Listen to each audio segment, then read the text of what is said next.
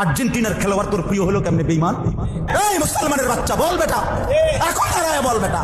কোন কাফের বেঈমান, কোন খ্রিস্টানের বাচ্চা, কোন ইহুদি, তুই মুসলমানের ঘরে জন্ম নিয়া তোর রক্তে মুসলমান মার রক্ত, তুই কেমনে ওই বেঈমানের মতো সাজলি?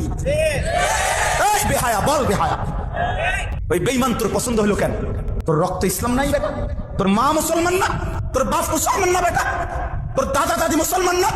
ওরা সব বোকা, তুই চালাক হয়ে গেছিস বেটা। কোন বেঈমানের অংশগ্রহণ করলাম?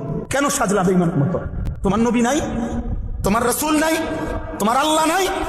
একটা ছেলেকে বলতে বলেন এখানে এসে দাঁড়াই আব্বা, তোমরা একটা ছেলে এসে বলো যে ব্রাজিল আর্জেন্টিনার খেলোয়াড়ের সাথে আমাদের ধর্মীয় সম্পর্ক কি? যদি ধর্মীয় কোনো সম্পর্ক না থাকে তো আমাদের রাষ্ট্রীয় সম্পর্ক কি?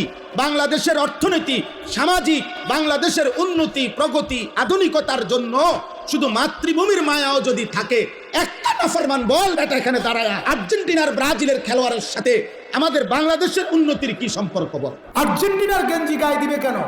মুসলমানের বাচ্চা, তোর হায়া নাই, তোর লজ্জা নাই, তোর শরম নাই? তুই মুসলমানের বাচ্চা, তুই কার গেঞ্জি গায়ে দিলি? কোন ইমানদারের, কোন মুসলমানের সন্তান, কোন মুসলমানের যুবক যদি ইমানওয়ালা হয় তাহলে সে ব্রাজিলকে পছন্দ করতে পারে না, আর্জেন্টিনাকে পছন্দ করতে পারে না। হৃদয়ে আর্জেন্টিনা হইতে পারে না, ব্রাজিল হইতে পারে না। আর্জেন্টিনার খেলোয়াড় সব বেঈমান, ব্রাজিলের খেলোয়াড় সব বেঈমান, কাফের কাফের কাফের, ওগুলা বেঈমান। হৃদয়ে আর্জেন্টিনা না, হৃদয়ে ব্রাজিল না।